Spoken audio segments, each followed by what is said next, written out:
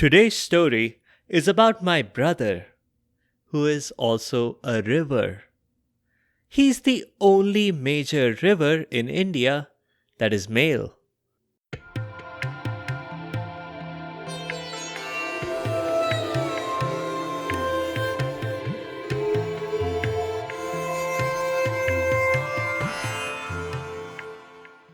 Welcome to Stories from India.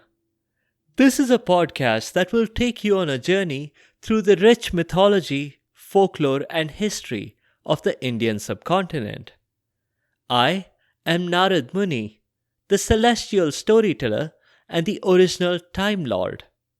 With my ability to travel through space and time, I can bring you exciting and fascinating stories from the past, the present, and the future. From the epic tales of the Mahabharata and Ramayana to the folk tales of the Panchatantra to stories of Akbar Birbal and Tenali Raman, I have a story for every occasion. The purpose of the stories is neither to pass judgment nor to indoctrinate. My goal is only to share these stories with people who may not have heard them before, and to make them more entertaining for those who have. In this episode, we'll cover the origins of one of my brothers. You know that I have a lot of brothers.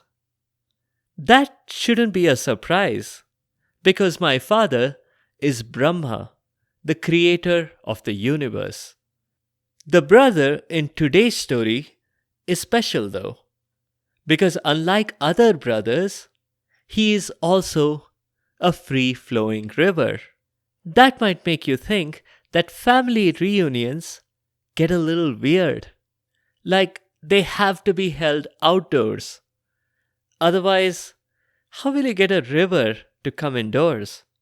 It's not a good idea to let a river into a confined space, indoors. But anyway, it's better to not get me started on family reunions. Always having them outdoors is the least weird thing about them. And that is because Brahma's family tree includes characters like the supervillain, Ravan. There was also Kumbhakarna, who was about the size of a large tree and who practically left no food for anyone else. Anyway, the brother we are going to talk about is Brahmaputra. I had the privilege of witnessing today's story personally. On the day that this started, I was hanging around with my dad in Kashmir. Now, I already said that my dad is Brahma and he's the creator of the universe. I'm also going to let you in on a family secret. Brahma is immensely proud of some of his creations. For example, the whole earth. What a beautiful planet this is going to turn out to be in the late 32nd century. But we are getting ahead of ourselves. Brahma is so proud of his creations that often he goes out of his way to admire them. And that's why we were in the Kashmir Valley on this day. Because Brahma wanted to admire his beautiful work. But really, I think he was just misremembering a bit. You see, it wasn't Brahma. It was the Rishi Kashyap who created the Kashmir Valley. I didn't have the heart to remind my dad of this fact. But that's a separate story. And besides, Brahma was responsible for Kashyap's creation. So, I suppose it's fine for him to take indirect credit. So there we were, Brahma and I, on a houseboat in Dal Lake. The boat was anchored, and we quietly sat on deck in armchairs, sipping lassi and watching the sunset. It was just one of those father-son moments. That's when the phone rang. Yeah, this story is set several millennia ago, before phones were invented. But being a time traveling, spacefaring person has its privileges. I had previously rigged up a telephone for my dad as a birthday gift. Now, you might think, what was the use of a telephone if no one was going to call him on it? Aha! But you're missing the point. What I did is to route all prayers to Brahma's telephone, so that he need not go in person to whomever was praying to him. He could just answer their calls while sitting in his armchair on the houseboat in this beautiful lake. The person praying would see a holographic projection of Brahma, so there was no drop in the quality of experience for the average prayer. Occasionally, there might be a little static, as the signals had to travel over a lot of space and time. But that was usually okay. Anyway, this was just the first time that Brahma was using this device. Hello? Brahma speaking this side? He said. Hi! A chirpy voice burst out of the telephone. Hello, good afternoon, sir. I'm calling from Seva Dhan Bank. Our bank is offering a one-time special free credit card for a very limited time to select customers like you. This is a lifetime free card. You don't have to give any money. Brahma said politely that he wasn't interested. Arey, benefits to sun lijiye, the sales rep said. You get free benefits like free movie tickets and rewards which no other credit card company is going to give you.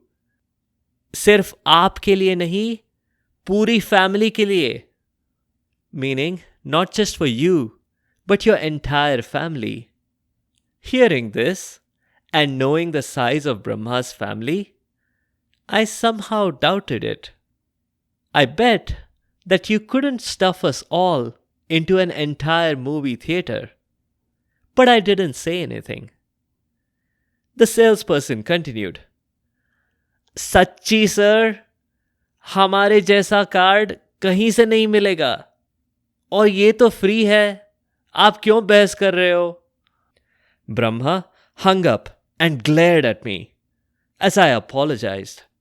I quickly tinkered with the device using my acoustic screwdriver. A few minutes later, I was sure it was going to work this time. The phone rang again. And this time, Brahma made me pick it up. Thankfully, it wasn't a call for a personal loan, nor was it about my car's extended warranty. It was indeed someone praying to Brahma. Hello, Brahma, is that you? Why do you look like Narada? The voice asked. I realized my mistake as I quickly pointed the phone towards Brahma. Oh, that's weird. Now you look like Brahma. I silently pointed Brahma towards the caller ID. It said it was the Rishi Shantanu. Brahma asked me to fetch Shantanu's file, so I pulled it out quickly from Brahma's filing cabinet. I know that Brahma doesn't take his filing cabinet everywhere that he goes. But remember, I can travel anywhere in space and time. So with me, it was the work of a moment to dip into Brahma's home, grab the file for Shantanu, and take it back to Brahma, before even Brahma had finished saying hello. Now, when I say I grabbed Shantanu's file, I actually grabbed two files, because there were two Shantanus. There was a king and a rishi. So I grabbed both. You never know. Even though the caller ID said that it was the Rishi Shantanu, maybe this might be a case of a King Shantanu turning into a Rishi, like Vishwamitra had. There was certainly a king called Shantanu in the Mahabharata. It was safer to just get both files. Besides, I wasn't 100% sure that my caller ID was working perfectly. But it was, because it was the Rishi Shantanu.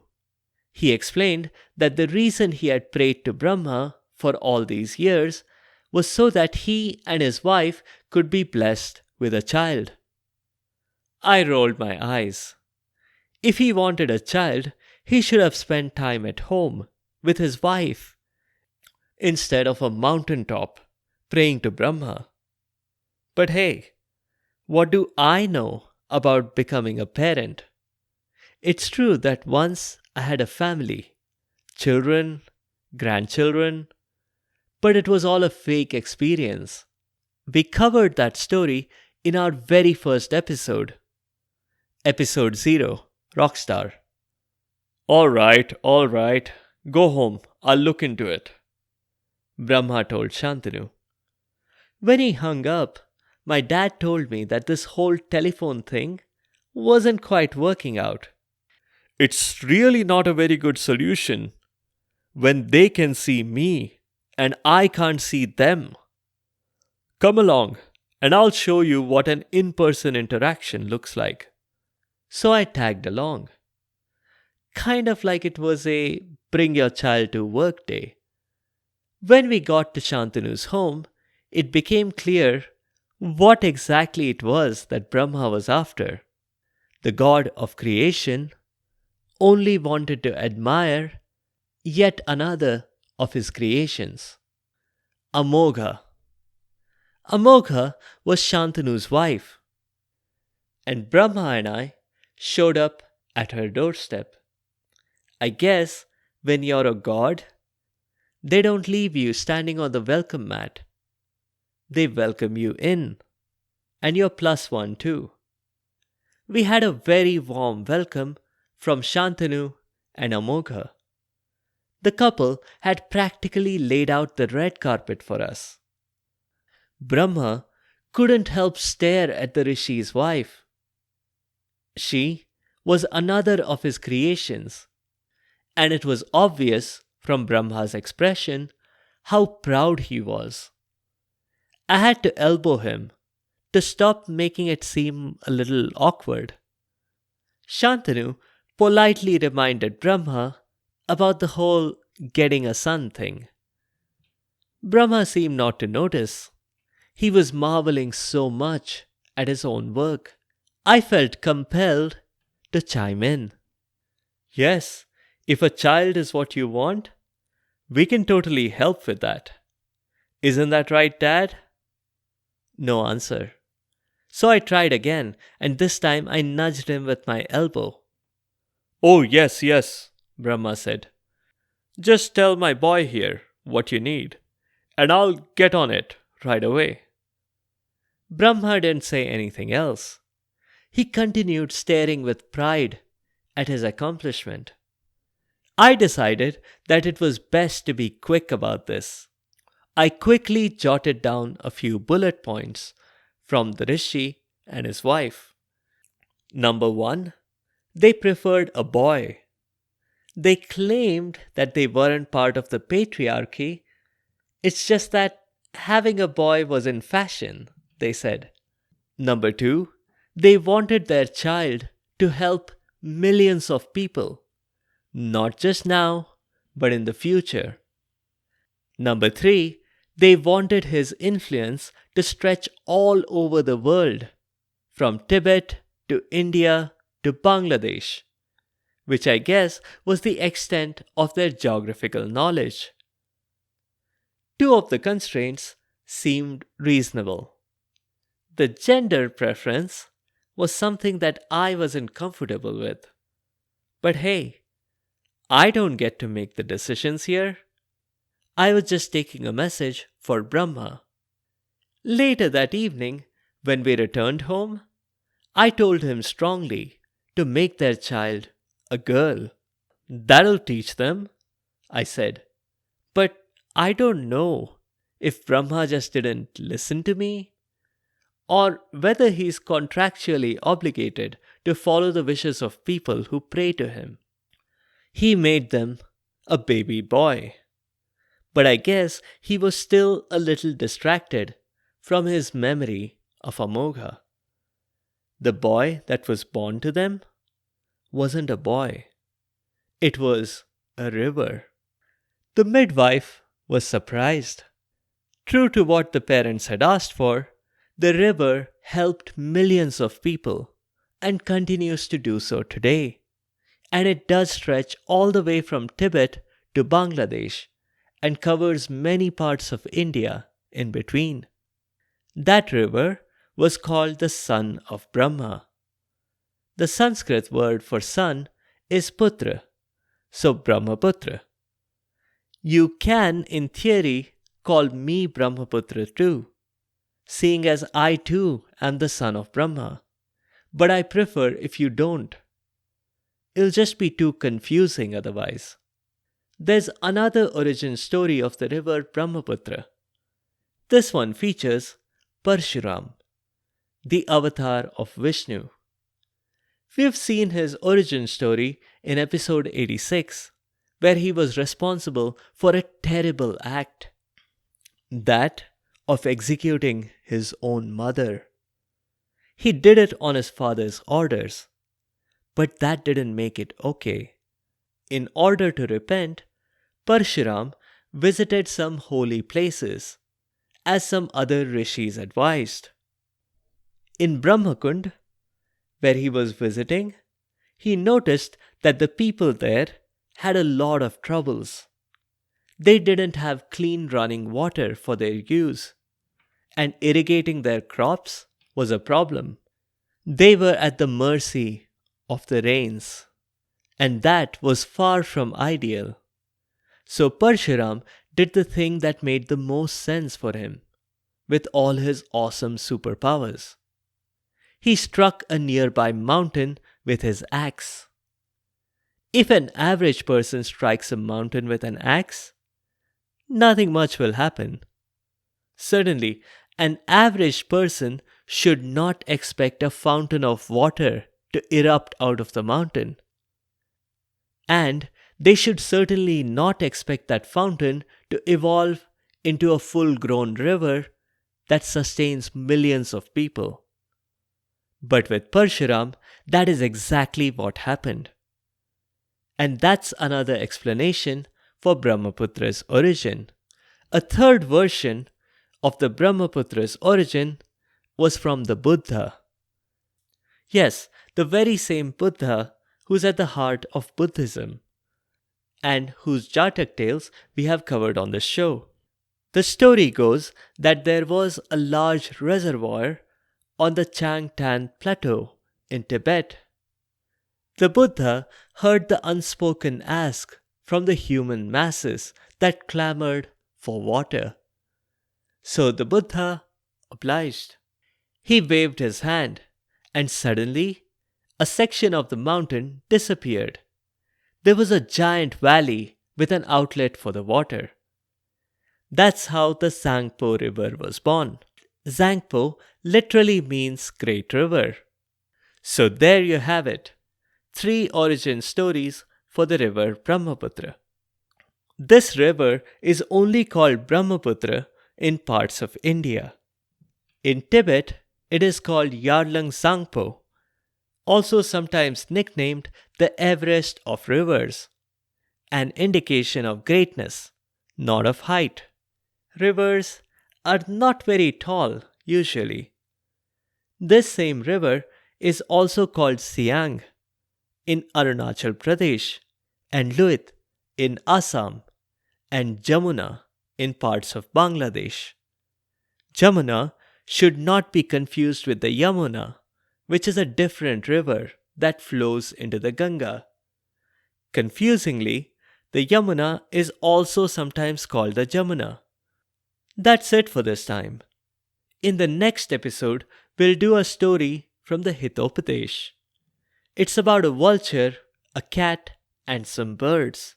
And it really tells us why a very thorough interview process is needed when picking a security guard. Thank you all for the comments on social media and on Spotify's Q&A. If you have any other comments or suggestions, or if there are any particular stories that you'd like to hear, please do let me know by leaving a comment or a review on the site sfipodcast.com, or tweet at sfipodcast, or reply to the questions on Spotify's Q&A. You can also find me on Instagram and Facebook.